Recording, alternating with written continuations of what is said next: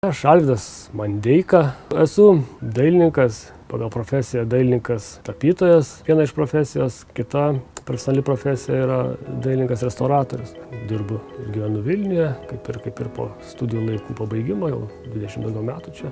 Dirbu Vilniaus dailės akademijoje, paminklotvarkos katedroje, tai yra tokia restauravimo katedra, jeigu taip galim paprastai išreiškiant žodžiais. Tai nėra svetima pamatyti ir, suprasti ir vertinti, ką kartais mes esam paveldėję arba kažką įsigiję. Iš esmės, tą, ką mes esam išsaugoję dabar, ką turim iš seno, tą autentiškų dalykų, tai jie mažėjantis yra ir juos sunaikinti yra labai paprasta, labai lengva. Dėl nežinojimo, dėl abejingumo kažkokio, kaip yra pavyzdžių, kai žmonės tiesiog per daug drastiškai imasi priemonių, gražinti, atnaujinti kažką. Tai konstrukcija tokia atsiradusi, viršus yra žymiai lengvesnis, yra karkasinis viršus formuotas.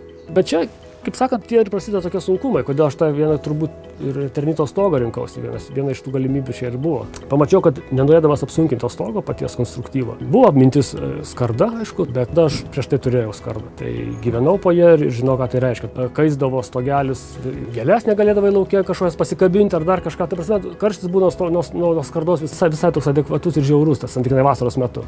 Kokio banguotų lakštų čia iš esmės nelabai leistų mums bedėti. Senamiesčio teritorijos apsaugos zona tai yra šis rajonas, nors patys pastatai čia ne visi yra įtraukti į tą paminklinį tokius sąrašus, čia keletas yra, bet pati zona neleidžia čia bet ką daryti.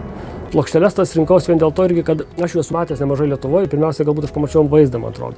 Kažkur tai vaizdą, plokštelių išdėliojimą ir tada pradėjau domėtis, kas čia per daiktas. Tai šitaip išėjau į Eternitą. Nusimato šį vakarą piknikėlis.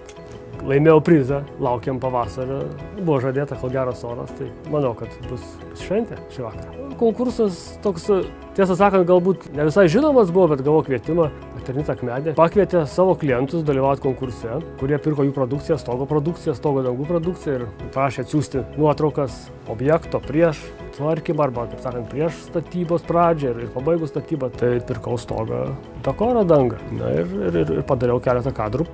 Ir labai nustebau, gavęs laišką iš Eternito asmeniškai, kad jūsų atrinktas objektas buvo. Labai apsidžiaugiau, kad profesionalų buvo įvertinta ir dar labiau apsidžiaugiau, kai dovaną tokią atitempė.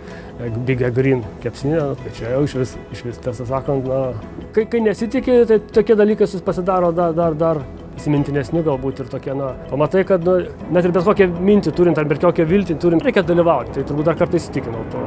Pasiskaičius ten jos galimybės tos kepsninės, Eternito dovanotos kepsninės galimybės, tai šiuo atveju matau, kad galbūt ir dažniau teks susibėgti ir pavyks susibėgti.